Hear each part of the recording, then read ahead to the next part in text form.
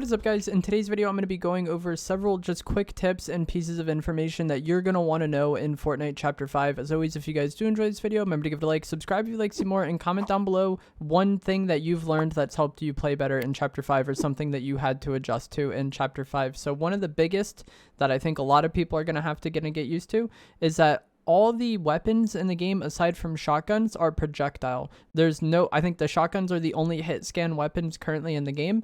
And what that means is that every weapon is going to have bullet travel time and it's going to have bullet drop. And so when you're in kind of like close to medium range, you might not need to like pay attention to this as much. But once you get into like well into medium range and into long range, you're going to have to lead your shots a decent amount. And this just takes getting used to, because in the past, everything aside from like the DMRs in Fortnite was hit scan. So all you had to do was look at the target. It was like the bullets instantly teleported. There was no drop or travel time. So just keep this in mind if you're wondering why none of your shots are hitting. This could potentially be one of the reasons why. It seems like from my experience so far that the ARs have like pretty decent bullet velocity. Like it's better than the DMRs were before. You're not going to have to lead that much, but it's something that you have to get a feel for. It's kind of hard for me to describe to you, how much to lead. It's very situational based on like the range and the way your opponent's moving. Somebody who's gliding is much harder to shoot this season than they were before. Somebody using shockwaves, same thing. But just keep this in mind. I've talked about this on stream before, and a lot of people are like, wait, that's why my bullets weren't hitting? I had no idea. So just everything is projectile aside from the shotguns. You have to play accordingly. Another thing that's different in Chapter 5 is going to be the movement. It feels very different. If you're a keyboard player, you may need to disable the force walk toggle in the keybind section. I play controller, so I don't really know this, but I've seen a lot of keyboard players say that they needed to go into their keybinds and hit the red X on the force walk toggle bind, and then that made it feel a lot better to them. But Epic posted this morning. They said, let's talk about movement. TBH, it took us a few days to get used to it during our playtest as well. We want to introduce visual improvements and encourage more strategic decision making in each moment. So here's what changed. There's new animations. Run and sprint speed slightly slower, but stamina recovers faster. Sideways and backwards movement is faster, and then crouching is slower. And I feel like this is the thing you're going to notice the most. The crouching is much slower, but I assume you make less noise when crouching now, because they also said it's stealthier.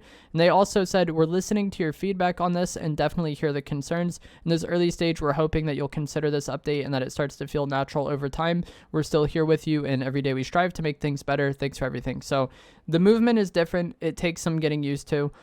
This is only the second day of the season as of the time I'm recording and uploading this video. It definitely felt better to me today than it did the day before. And it's just one of those things where over time, I do think you can get used to it. But if you are a keyboard player, you might want to disable that force toggle walk keybind. Like I talked about, I've seen a lot of people say that made it feel better for them. Overall, though, just you have to get used to it. It is what it is. I think cars are really important this season because the storm is rough. I don't know if it's just me, but I know it's not, because I've seen other people saying the same thing. I've spent a lot more time in storm this season. It's not the biggest deal because the storm doesn't hit very hard until very late in the game.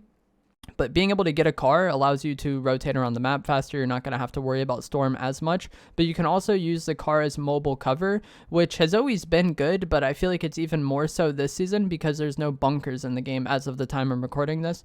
There's no cover item at all. You could argue the Riot shield is, but either way, having the car is going to make it to where you have to worry about storm less, but also you can use it as cover at any time, which it can be huge. And when we get to Endgame later on, cars can also be pretty helpful there as well.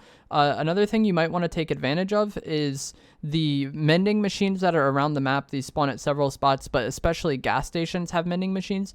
You can buy white health at these machines to just insta-heal you, or you can buy a med kit, and with the change to heals they made, you can use this med kit much faster, because if you have 70 health and you want to get to 100, you only have to use a small duration of the med kit. With how heals work now, you can use them while moving, but you can also use partial amount of the heals. If you need 30 shield and you're drinking a big pot, you won't have to complete the entire animation. You do have to be careful with this though, because if you cancel it or like swap weapons or emote or whatever, you will disregard the item. It's not like the stuff you don't use is saved. So once you start using it, if you stop using it, you'll get some amount of HP over time, but the stuff you didn't use, you don't get. So it's can be unfortunate in some situations. Attachments are another huge aspect of this season, and every weapon comes with attachments if you just find it on the ground. The green weapons come with 1, the blue weapons come with 2, the purple weapons come with 3, and then the gold weapons come with 4 attachments. And being aware of what these attachments are early game is going to be pretty important. I've seen people talk about how they hate the pump shotgun because it has a red dot, and why would they want a red dot on their shotgun? It's not that the red dot is always on the shotgun, it's just that that person happened to find the pump with the red dot in that moment. Like each time you get a weapon, it's going to have random attachments on it. So familiarizing yourself with the weapons and what attachments slots are affected can be huge. The first slot is the sight.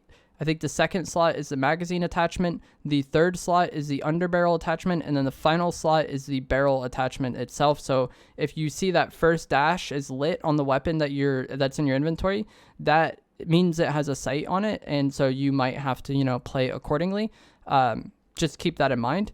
You can also customize these weapons to your liking if you go to a workbench. These spawn inside the vaults. So the vaults that you need the medallions to open at the mythic locations, these will always have a workbench inside of them. But there are some vaults where you only need a key card to open it. They're like minor vaults. And they sometimes have a workbench in it. But every time you open one of those main vaults, it has a workbench in it. And this will allow you to fully customize the weapon or the attachments on your weapon. You can even take some off. So if you have like a purple shotgun and you don't want the sight on it, you can take that off using the workbench. And the way you want to build your weapon will depend on how you're going to use it. Talk more about that in future videos, especially when it comes to like the loadout videos and stuff. But just look at these workbenches, make it the way you want to make it to complement the range you're going to be fighting at. The attachments are a huge part of the game.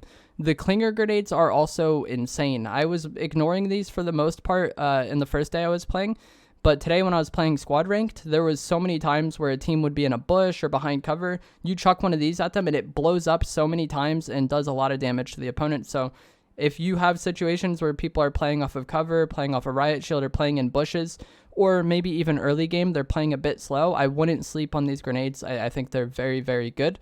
The medallions are one of the biggest and most important things in Chapter 5. These are going to be dropped by bosses. You can see them on the map the moment the game starts, and if it's on the ground, it shows on the map from my understanding. And what these medallions do is they'll allow you to open the vault, but they also will allow you to regenerate shield. The more medallions you have, the faster your shield will regenerate. But also these medallions mark your location. It'll be like a gold zone. It'll be like everybody in the lobby has a bounty on you. And then the more medallions you have, the smaller that circle is, but the faster you regenerate shield. I think getting these is very important. I definitely try to play around them as much as I can. You do give your location away, but when it comes to endgame, the zone is only so big anyways, so I feel like it just tells people that there's somebody in the safe area. Like, is it really that big of a deal? Not really, in my opinion. Also, at these medallion locations, or the bosses that drop the medallions, also drop mythic weapons. There's a mythic auto shotgun at Lavish Lair. The mythic hyper SMG is at Reckless Railways. The mythic striker AR is at Fencing Fields. The mythic Nemesis AR is at Gland Glacier, and the mythic Havoc Pump is at Snooty Steps. And these mythic weapons, not only do they have better base stats than their, default counterparts, but also they do come with attachments. So if you like any of those style weapons, you might want to consider landing at those locations. Not only will you get the mythic weapon, you'll get that workbench, and you'll get the medallion, and that's huge. The Reaper Sniper is also very good this season, and it's very consistent to get if you go to any of the workbenches, because these workbenches have weapons on them, and you could just take them off the wall, and every workbench location I've been to has had multiple snipers. So if you're someone who likes sniping, I think you're going to really like the sniper. I typically don't snipe as much, but I think I am going to be sniping a lot this season, probably running something like shotgun, AR, heals, mobility, and sniper. The sniper is very good. Like I said, it's just a very solid weapon. The bullet travel time on it is fast, so you don't have to lead as much. But also with everything being projectile now, it's much more inconvenient to use these ARs at longer ranges than it was before. So having the sniper to shore that up is really nice. And you can even customize the attachments to have like a 4x scope, or some people even like using the red dot sight on the sniper as more of like a mid-range weapon, because these ARs can be a struggle sometimes. So don't sleep on the sniper. I think it's very good. As someone who typically doesn't like sniping, I think I'm going to be doing a lot of it this season unless they make changes. Riot shielders are also something that I know a lot of people have struggled with this season, and they're definitely annoying.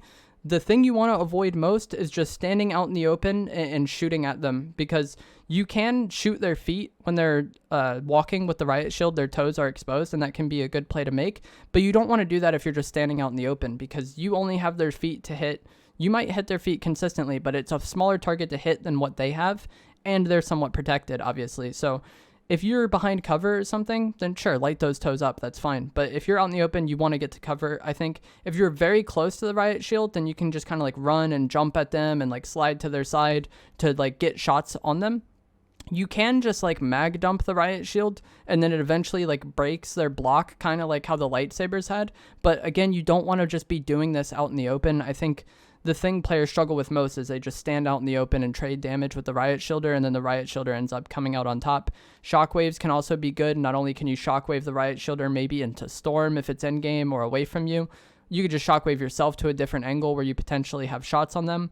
The clinger grenades are insane. If you feel like you're just losing every game to the riot shielders, stick a grenade on them. They're probably going to take a lot of damage and be kind of put in a weird situation by doing so. Either way, I think the biggest thing, unless you're close to them, if you're close to them, just jump around and get shots on them. But other than that, I feel like you just want to play the fight to kind of be safe, because the riot shielder shouldn't really beat you, but sometimes you can lose to the riot shielder, if that makes any sense. The mid-match objectives are still in the game, like the radio towers, loot island, and the combat cache, and even the train. You can capture the train to get loot from it, which can be good.